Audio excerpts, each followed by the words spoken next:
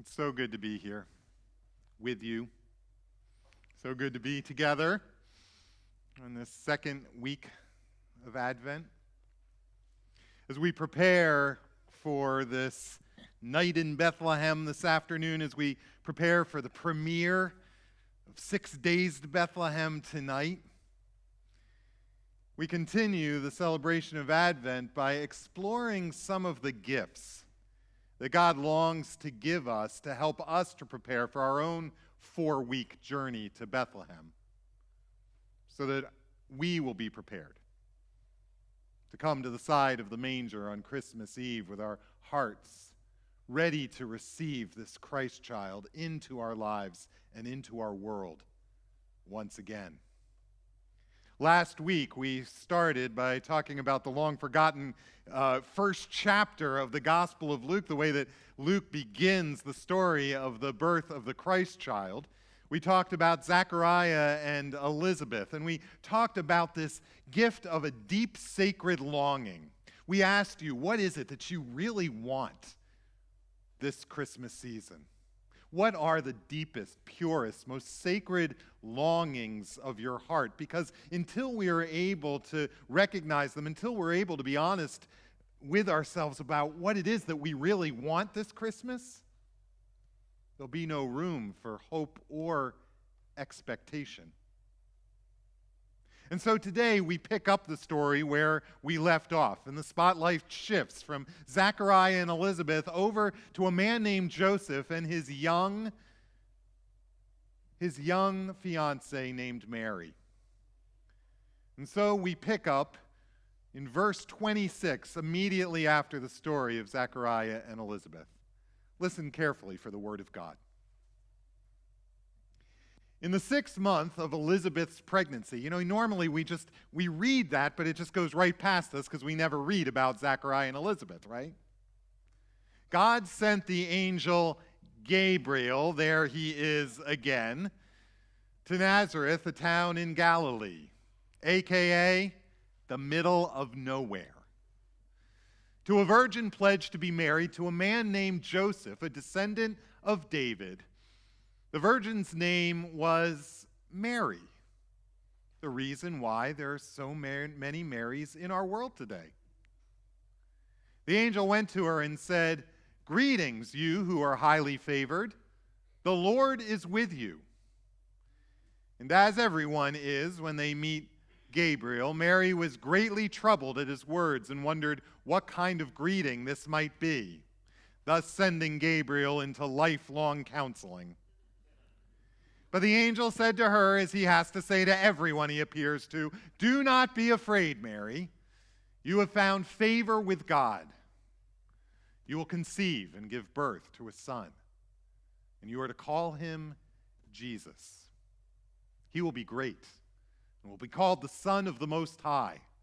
The Lord God will give him the throne of his father David, and he will reign over Jacob's descendants forever. His kingdom will never end." "How will this be," Mary asked the angel, "since I am a virgin?" And the angel answered, "The Holy Spirit will come on you, and the power of the Most High will overshadow you. So the Holy One to be born will be called the Son of God. Even Elizabeth, your relative, is going to have a child in her old age, and she who is said to be unable to conceive is in her 6th month. For no word from God will ever fail." "I am the Lord's servant," Mary answered. "May your word to me be fulfilled." Or as they say in the 1611 King James Version, "Be it unto me according to thy word." Or as they say in the 1970 John Lennon Paul McCartney version, "Let it be." Let it be. When times of trouble, find myself in times of trouble, Mother Mary comes to me, speaking these words of wisdom. Let it be. course, the question which has rolled down through the centuries is, how was she able to do it? How was she able to keep this serenity, this sense of peace in the midst of what was going on here? I mean, because we hardly ever read that first story out of Luke chapter 1, we don't recognize that these two stories are put side by side, that these two stories are pitted against each other. The contrast is actually quite remarkable. Here you have the same angel, Gabriel, goes, in the one case it's to the child's father, in the other case it's to the child's mother, with this unexpected news that they were both going to be expecting. And the similarities sort of end there, because really what these two stories are two stories in contrast. We have, on the one hand, we have Zechariah, who is this very privileged, well-positioned priest there right in the middle of where everything's happening in Jerusalem, a man who is being paid to believe in God. And on the other hand, we have a poor peasant girl, barely the age of my own daughter, Ryan, who is out in the middle of nowhere, who probably rarely ever gets into Jerusalem, would have never been invited into the Holy of Holies like Zechariah was, both because of her position in society, but also because she was a woman. Zechariah is being told that the answer to all of his prayers are coming true. And Mary is being told that about the most terrifying thing that could ever happen to her is happening, and that she's about to become an unwed pregnant teen. Surely going to be losing her reputation, most likely will be losing the fiance that she loves. In that day and age, in that situation, in that culture, she could have very easily been losing her life. You know, many of us sometimes question whether we believe in this concept of the virgin birth. I guarantee you, the person who had the biggest problem with the concept of the virgin birth was Mary and Joseph and both of their parents.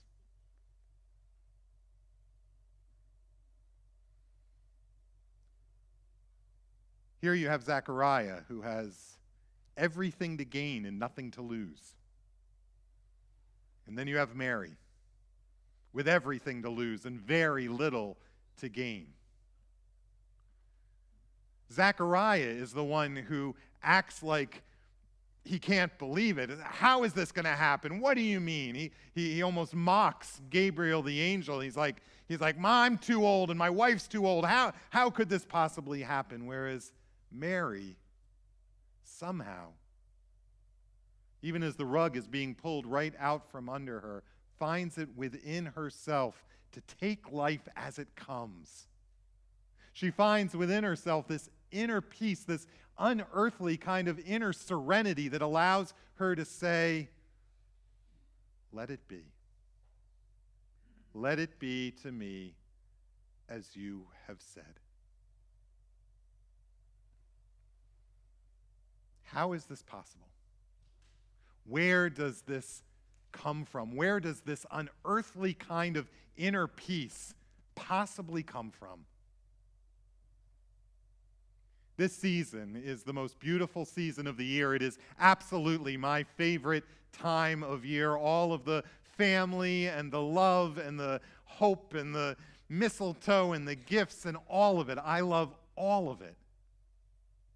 And yet, this is also the time of year that if something is missing in your life, if something is not quite right, it is the time that we feel it the most, isn't it? The psychologists tell us over and over that when something is missing in our lives, when something isn't quite right, when we've lost a loved one or we've lost something that we care about, or we're scared or we're hurting or we're confused, we feel it in spades this time of year. Isn't that right? I feel like what's going on is that whatever is happening in our lives, it just gets accentuated so much more during this season, doesn't it? If you are one of those, and there's so many in this room who's lost a loved one, a father or a mother or a grandfather, a brother or a sister or a child, a husband or a wife. If you are one of those who has lost a marriage or a job, and you've been out searching and passing out your resume and doing all of the right things, and yet, especially this time of year, you get those calls that say, we'll get in touch with you maybe after January 1st, right? If you're one of those who's going through any kind of pain, who's lost or confused or lonely, we feel it more acutely at this time of year than any other time, don't we? The pain in our life, it gets accentuated during this time. And it's not the only thing that gets accentuated. Even those of us who have normal families and normal things, even that, the dysfunction and the idiosyncrasies of even normal families get accentuated during this season, doesn't it? Some of you may have no idea what I'm talking about, but I think many of you might be able to relate to those of us who have normal lives. But when you get that whole family together in such tight quarters trying to cook a meal together or something, how quickly even a normal family can go from a happy family to an Addams family to the Manson family, all in the course of one sitting at the dining room table. Isn't it true? The researchers say that every family has at least one awkward, maladjusted wacko. And if you find yourself this season sitting around the dining room table and you're lucky enough to look out and see that you don't have one of those at that table, all that means is that you are most likely that person. Even normal families, the dysfunction and idiosyncrasy gets accentuated this time of year, doesn't it?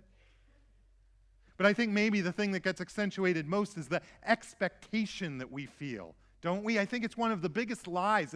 It's the underlying current that affects all of the other pains and disappointments and sorrows that we feel this time of the year, is this unbelievably unrealistic expectation that we feed into. We believe the lie that's being told to us that this time of year is supposed to be perfect, that everything should be perfect and beautiful, the perfect families coming together for the perfect times at just the perfect moment. And when we start to feel that, I think one of two things happens. Either we begin to detach ourselves from this season altogether, don't we? We start to feel deep down like, this doesn't belong to me. I'm not meant for a season like this. This season isn't for someone who's got loss in their life and is grieving and has got fears and insecurities and challenges and sorrows and things that I'm struggling and stressed about. It's as if we forget that the very first Christmas was all about those who are lonely and scared and confused and hurting. It's as if we forget that this was Mary and Joseph's experience of Christmas, and that we are never closer to the heart of Christmas, that we are never closer to Mary or Joseph than when we are confused and struggling and having a tough time. And so we either, when we feed into this idea that things are supposed to be perfect, these crazy expectations which get accentuated this time of year, we either check out and start to believe that this season was not made for me, or else we dive in head first and we take the matter up by our own hands and we try to engineer our own Christmas spirit. Isn't that true? And we run around like mad men and women trying to create and engineer it all, the perfect feeling by having all just the right parties and getting the right gifts and cooking the right cookies and getting the perfect tree and getting our kids enough gifts so that they'll feel really loved without too many so they don't feel spoiled. And it's like we take this giant jumbo 747 of Christmas cheer and magical feelings, and we put it on our own shoulders, and we try to bring it in for the perfect landing at just the right moment. Don't we? Again, forgetting completely that the one lesson that everyone in that first Christmas story learned was that this had nothing to do with their own timing, right? Mary or Joseph, Zechariah or Elizabeth, the shepherds out in the fields, the magi trying to find this stable, even Herod learned that God's timing has nothing to do with our own. Which brings us back to Mary and how it was possible for her to be in the midst of all she was going through and to still have that deep inner let it be kind of peace about the upheaval in her life. And I want to say this next part very slowly and deliberately because I think it is one of the biggest mistakes that Christian churches make in their theology. That this deep inner unearthly kind of peace that God gives to us, it has nothing to do with a lack of conflict or a lack of sorrow or a lack of loss or a lack of difficult things going on in our life. This kind of inner peace that Mary is talking about is not about lessening the things that we're struggling with or ignoring the pain or even fixing the things that are troubling us in our lives. The peace that Mary has is a peace that saves us in the circumstances of our lives, not from them. Do you get the difference there? What Mary knew is that no matter what was happening in her life, no matter what the loss, no matter what the grief, no matter what the trouble or sorrow or stress or anxiety, that God didn't come to save us from the circumstances of our lives, but right in the midst of them. That no matter what is happening in our lives, that God is there with us every step of the way, holding us, walking beside us, with us throughout thick or thin. A friend of mine is a pastor. His name is Tom Toole. You might have heard of him. And he got his start at a small town in northern New Jersey, right down the street from where we came here from in Morristown. Tom was in New Providence, just a stone's throw away from Morristown. And one night, he was called to the Overlook Hospital in Summit, New Jersey, which happens to be the hospital where my granddad was chief of staff, where my dad was born and our daughter Ryan was born. And Tom was called there because a young boy, a 3-year-old boy in his congregation, had been rushed to the hospital late one night with a severe breathing disorder that he had had since birth, but it was getting worse and worse, and the prognosis was not looking good. One night they needed to rush him to the hospital, and they called up Tom, and Tom got there as quickly as he could. And when he got there, the boy had been put into a plastic oxygen tent, a bubble that would help him to breathe. And everybody had been told that they can't go inside the tent, that it would be very, very detrimental to this boy's, what's left of this boy's health, for them to open that tent or go inside. And so when Tom got there, the mom was sitting just outside the tent trying to talk to her little boy through the plastic bubble. And so Tom sat there and he prayed with this mom and he talked to her and he waved to the boy through the plastic bubble. And when it was time for him to leave, the mom got up and walked him just outside into the hallway where the elevators were. And as they were waiting for the elevators to arrive, suddenly they heard a blood-curdling scream. And they both ran back into the room, and they found that this little boy had become completely unglued, that the only thing that was keeping him calm in the midst of all that was going on was having his mom right there. He didn't understand why it was that he was inside this plastic bubble. He didn't understand why he was being kept from all of those who he loved and cared about. And so when she left the room, he completely lost it. And they came back in, and he was yelling and kicking and screaming and sweating profusely, and his little legs and arms were flailing all over the place. He had a look of terror in his eyes. And the mom ran in, and she knew everything that they said about the risks of her going into that tent, but she didn't even think for one moment about it. She ran over, and she grabbed the tent, and she just ripped it wide open, and she just ran to that boy's bed, and she dove into that bed, and the little boy dove into her arms. After a few moments, he stopped wiggling around, and then he stopped crying. She dabbed his brow to wipe the sweat off.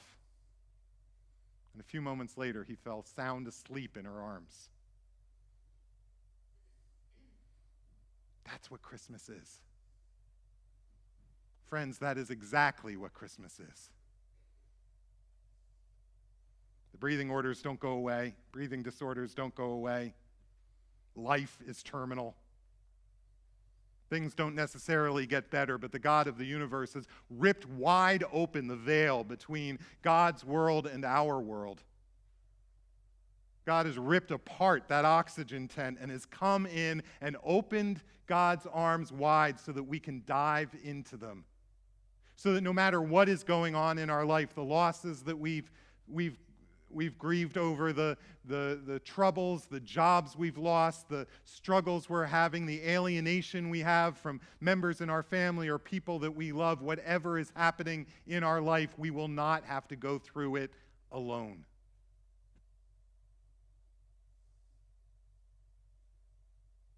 And so I ask you a very personal question this morning. Where in your life this Advent season could you use a little more of this unearthly kind of peace? A peace that isn't dependent on fixing the things that you're struggling with in your life, or ignoring them or pushing them down under the surface for this Advent season. Where in your life could you use a God who has ripped open the oxygen tent and invites you not to leave your troubles behind, but to take your troubles and with them to climb into God's arms?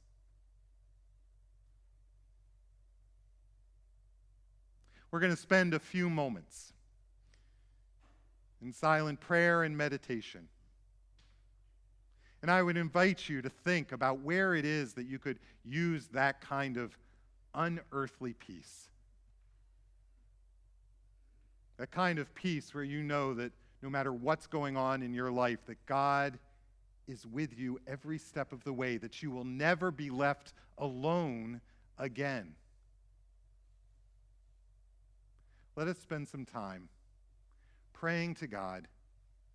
And then don't leave your troubles and sorrows at God's feet, but take them with you and climb. Imagine yourself climbing into God's open arms this Advent season.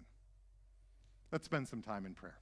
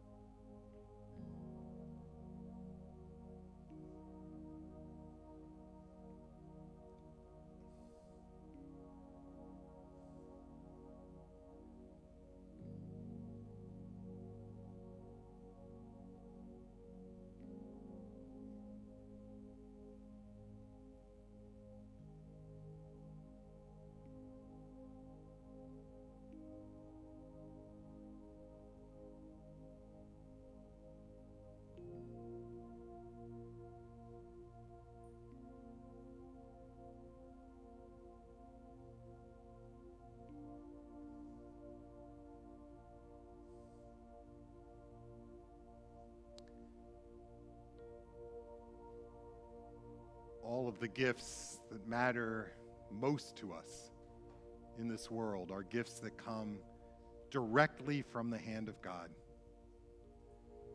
So the question is, what gifts are we going to return back to God this Advent season?